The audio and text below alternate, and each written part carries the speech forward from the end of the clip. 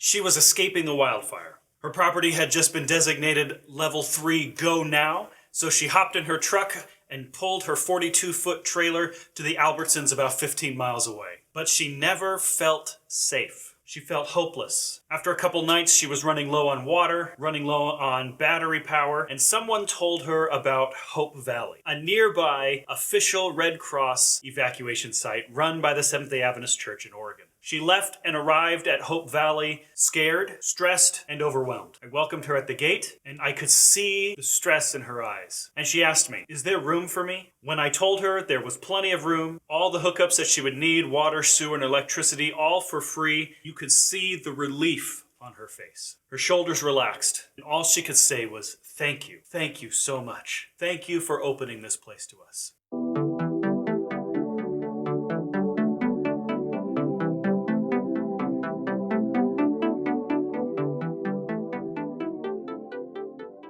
Now, you may be wondering, what's this about?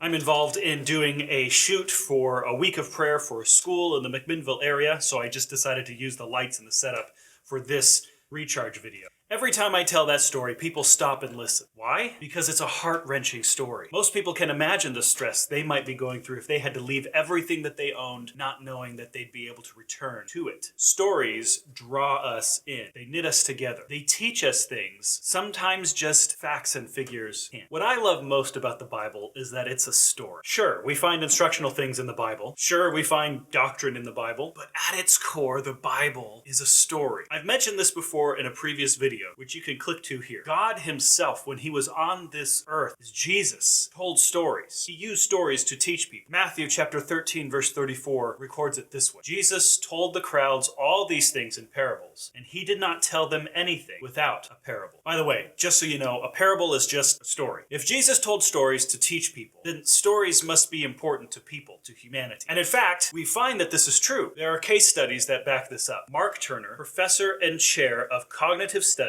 at Case Western Reserve University, says this. Warning, there's some big words ahead. Narrative imaging, or story, is the fundamental instrument of thought. Rational capacities depend upon it. It is our chief means of looking into the future, of predicting, of planning, of explaining. It is a literary capacity indispensable to human cognition generally.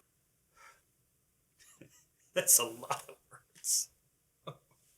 Oh, man. In other words, our lives depend on stories because it is the main way that we look to the future. We can't live our lives without stories. Story is that important. So it makes sense that the Bible would be a story. In fact, the Bible is a story of God and humanity and his unfailing love towards us, which unfolds within the horrific interplay of a cosmic war between the forces of good and evil. For me personally, viewing the Bible as a story of God's love for me is so refreshing. All of a sudden, instead of me trying to appease God and live up to the expectations that I think he wants me to, he already loves me. The Bible reveals that there's nothing that I could do to earn his love or favor. What about you? Let me know in the comments below what it means to you to hear that the Bible is a story of God's love for you, not just a book of rules to follow. I hope you've been recharged today. If you've liked what you've watched, I upload every Wednesday, so go ahead and subscribe, hit that like button and the bell notification so you know every time a new video drops.